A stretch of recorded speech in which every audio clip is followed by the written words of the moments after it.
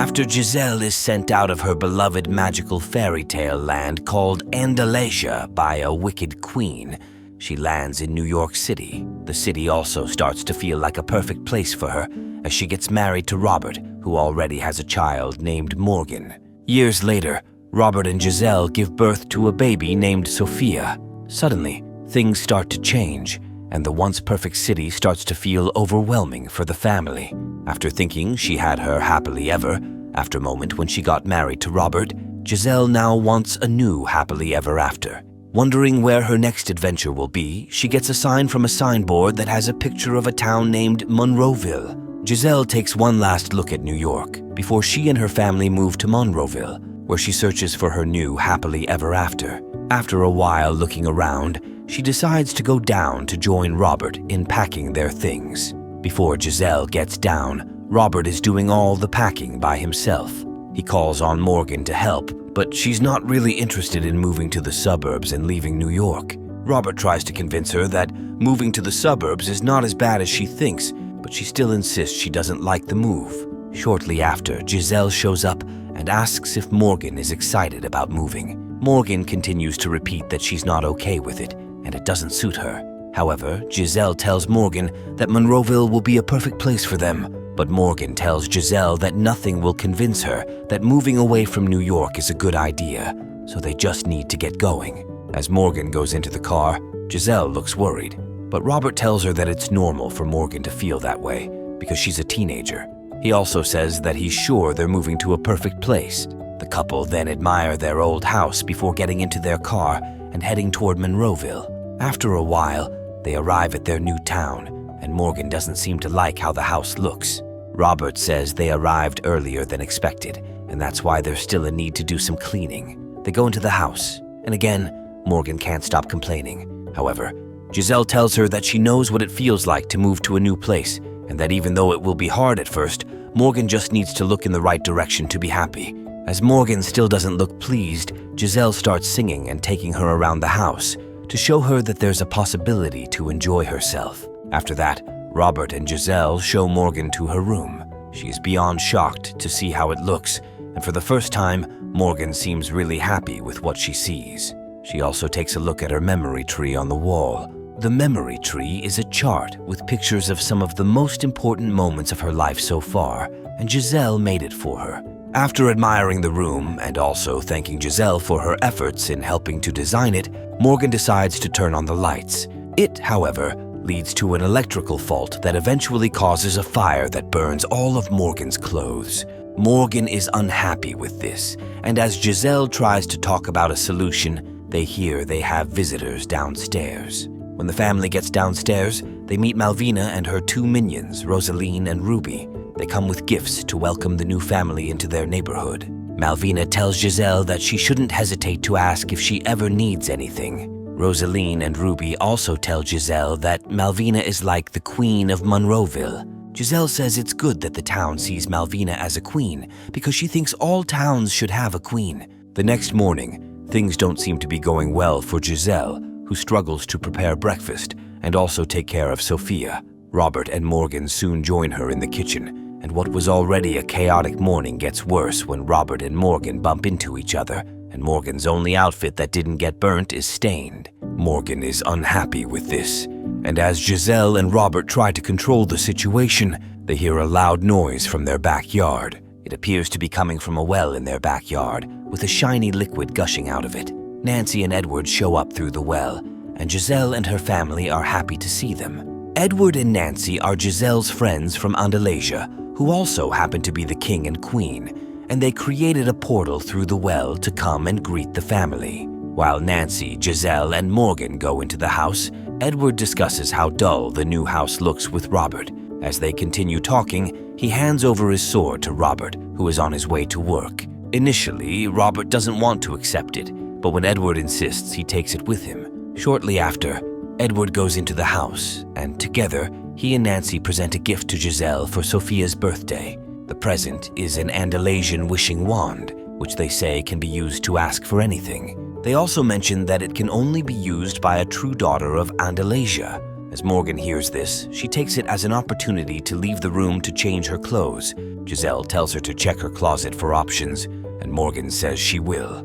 Giselle looks worried because she isn't connecting well with Morgan, but Nancy tells her it's just how teenagers are. Giselle then says that she feels this present world is so different for her, compared to Andalasia, where the hardest thing to do is finding her happily ever after. Just as Nancy tells her that the present world isn't that bad, Edward tells Giselle that if she doesn't like the world she's in, then she can change it. Nancy says it's not as easy as he makes it sound, but Edward says if anyone can make the most out of a world like that, then it's Giselle. Shortly after, Giselle walks with Morgan to her new school. On their way there, they see Malvina, Rosaline, and Ruby under a tent giving out cupcakes. Malvina says she's doing that to help her son, Tyson, get votes to be crowned the prince of a festival happening in the town. Malvina invites Giselle to the festival, and Giselle offers to help in any way she can because she loves festivals. Morgan also puts in a word for Giselle, saying she could be really helpful for them. Just then, the school bell rings, and Morgan has to leave the women. Malvina then tells Giselle that she'd like to buy her a cup of coffee and get to know more about her. In school, Morgan bumps into Tyson, and he seems to already know her as the new girl from New York. She also jokes about how his mom is making cupcakes to get him votes. They both laugh about it and soon have to go their separate ways, with some girls making fun of Morgan's clothes, which she had taken from Giselle's closet. At the coffee shop, Malvina tells Giselle that in Monroville, they see themselves as one big family, and there's something for everyone as long as they look for it. She also says Monroville can be anything Giselle wishes to be, and Giselle agrees with this. Later that day, Morgan returns from school looking unhappy. Giselle tries to cheer her up, but Morgan doesn't seem to be in the mood. When Giselle asks what happened, Morgan says everyone laughed at her clothes and no one spoke to her in class. Morgan complains that she knew Monroville was never for her, but Giselle continues to sound optimistic that Morgan should try to fit in. She also offers to help Morgan find out where she'll fit in, but Morgan says she'll do that herself. As Giselle leaves Morgan's room with her memory tree, which she wants to fix, she comes up with an idea as soon as she sees the flyer about the town's upcoming festival. The next morning, Giselle leaves a note for Morgan to meet her in school. When Morgan arrives at school, she sees that Giselle is doing the same thing Malvina did for Tyson on the other day. Morgan feels embarrassed and tells Giselle she should have let her try to fit in by herself. As she walks out, Malvina and her crew come over to tell Giselle that she's not permitted to set up anything close to the school premises because she's not a member of any committee in Monroville.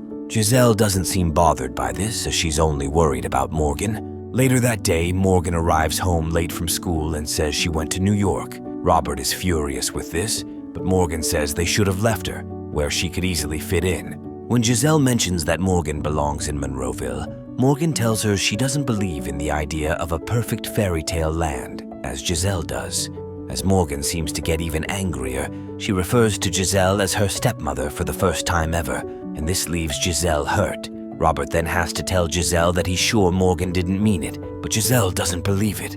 That night, she goes out to the backyard feeling really sad. She walks close to the well and suddenly sees a squirrel named Pip magically appear through the portal. Giselle calls Pip her old friend, and as the squirrel mentions that Giselle looks sad, she says she only wishes things were simple in her present world. Just like that, she realizes that she can change her world by using the magic wand she received as a present for Sophia's birthday.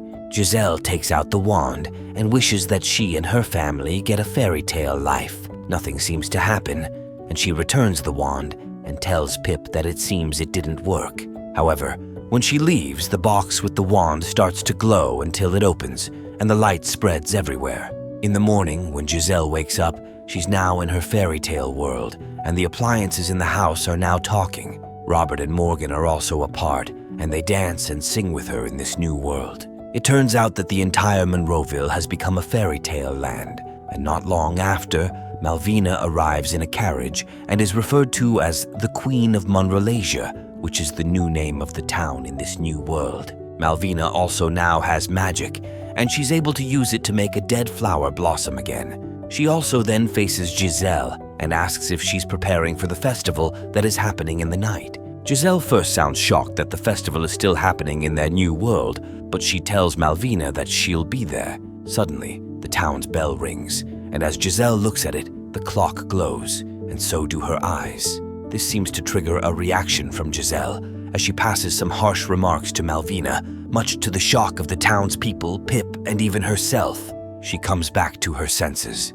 and then tells Malvina that she needs to take Morgan to get a dress for the festival. As they leave, Malvina suggests that something is wrong with Giselle, and that she'll find out. She then goes into her castle and stands in front of a mirror to ask it who the most powerful person in the town is.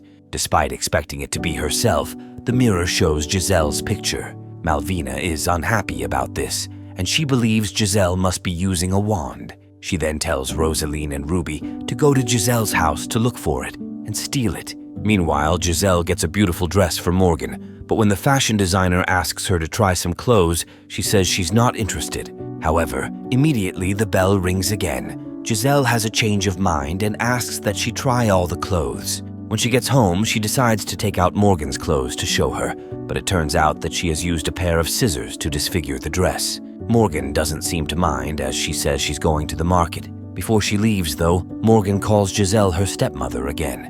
While Giselle and Morgan were talking, Rosaline and Ruby successfully stole the wand. Ruby's earring fell, but she didn't know. Giselle realizes why she has been acting weird in the new world. She tells Pip that she thinks she's a wicked stepmother to Morgan, and it's why she tore the dress. Pip doesn't initially agree, but he soon understands what she means. To further confirm her suspicions of being an evil stepmother, Giselle goes to check Morgan's room and finds out how bad the room looks. Giselle doesn't look pleased, as this wasn't what she wanted when she made her wish. Just as Pip tells her that she needs to find a way to undo the wish, he turns into a cat and mentions that it's most likely because evil stepmothers in fairy tale stories always have a cat.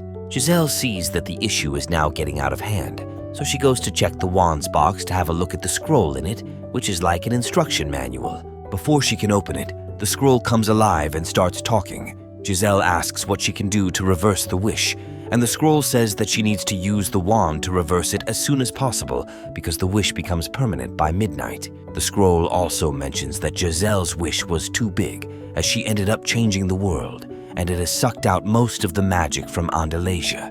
Giselle starts looking for the wand, but doesn't see it, so she decides to go to the market to see if she can find any potion that can reverse the magic. She's unable to find anything, but she sees Morgan getting asked to the festival by Tyson. Morgan agrees, and they tell each other they'll meet when the festival starts. Giselle gets home and goes into cruelty mode. She tells Morgan that she can no longer attend the festival because there are new chores for her to do. Morgan tries to convince Giselle that she will do the chores when she returns from the festival, but Giselle doesn't listen. She also locks Morgan in her room as she leaves. Elsewhere, Malvina gets the wand, but as she tries to use it, the power of the wand throws her off to the ground. She is suddenly curious about why it didn't work, and as she asks questions, the scroll appears, but it realizes that it's in the wrong place. Rosaline and Ruby are able to get hold of it before it disappears, and the scroll starts answering Malvina's questions. It says only a true Andalasian can use the wand, and the wish made by Giselle will become permanent if she doesn't reverse it before midnight. Back at Giselle's house, Morgan tries to escape, but Giselle catches her. Giselle is able to be her normal self for a while, and she tells Morgan that all that is happening is her fault. She says she only tried to make things better, but it turned out bad. She tells Morgan she's the only one who can save their world, and she needs to get help from Nancy and Edward. Giselle pushes Morgan into the well in the backyard and then goes back inside the house. While looking for the wand again, she sees Ruby's earring and figures out that the wand was stolen. She tells Pip that she has a mission for him to get it back, while she confronts Malvina because she's now interested in becoming the queen of Monroville. When Giselle meets Malvina, both of them seem to have a strong dislike for each other. Despite Malvina saying she has the wand and knows about the deadline by midnight, Giselle doesn't seem to care. She just says they'll now have to face off in a battle for the throne. Meanwhile, Morgan arrives in Andalasia using the portal in the well. She sees Nancy and Edward, who tell her that Andalasia is suffering from a loss of magic, and it won't be long before it disappears forever. Morgan says it could have something to do with Giselle's wish, and that was why she asked her to come and get help. Morgan says they just need to remind Giselle who she is, and Nancy suggests that they can use a memory tree to make it happen. Nancy agrees to join Morgan in helping Giselle, while Edward stays back to watch over what is left of Andalasia. After a day of weird adventures that eventually see him become a hero, Robert returns home and is surprised to see how transformed Giselle is. Together, they get into a carriage and head over to the festival that night.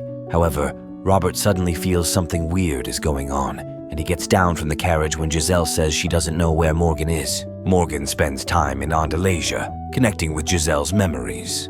When she returns to Monroville with Nancy, she realizes that she can use her memory tree to show Giselle who she used to be. Meanwhile, time is running out as things from Andalasia are now popping out from the portal and into Monroville. Pip is able to steal back the wand from Rosaline and Ruby, while they're distracted and arguing over who Malvina really likes between them. He delivers the wand to Giselle, and she finally makes her way into the festival hall. When she enters, she makes a wish to become the queen, and after a crown appears on her head, she confronts Malvina, who doesn't like this, and the two of them start fighting with magic. Elsewhere, Nancy finds Robert and tells him that Giselle is under a curse, and that's why weird things are happening.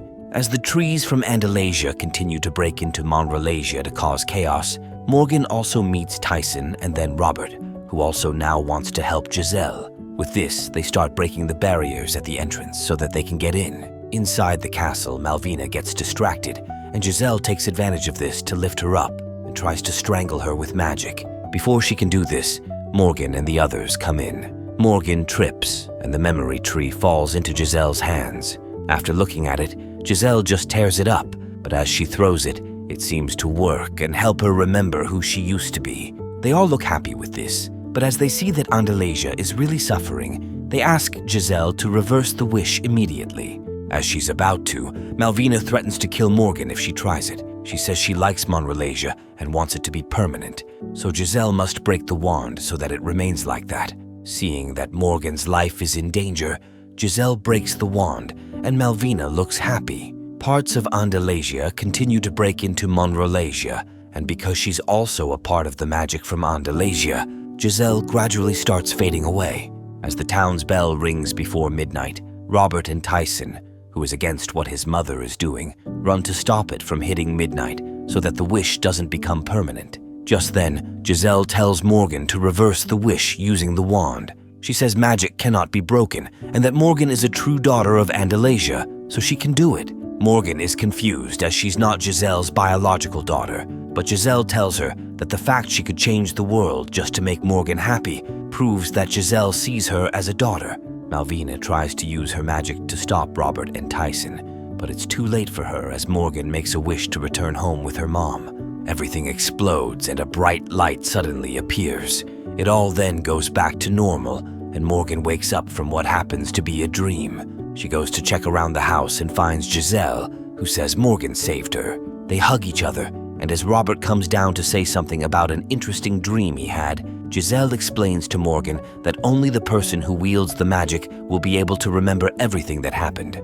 Others, however, will only see it as a weird dream. From there, Giselle goes to see Malvina and apologizes for setting up her tent near the school. Malvina looks pleased with this, and she offers Giselle a role in a committee. The next day, Nancy and Edward join Giselle and her family at an event in the park. While Nancy and Edward play around with some kids, Morgan also gets to talk to Tyson. Meanwhile, Giselle is happy to have finally gotten her perfect happily ever after moment. With that, she dances with Robert in the park.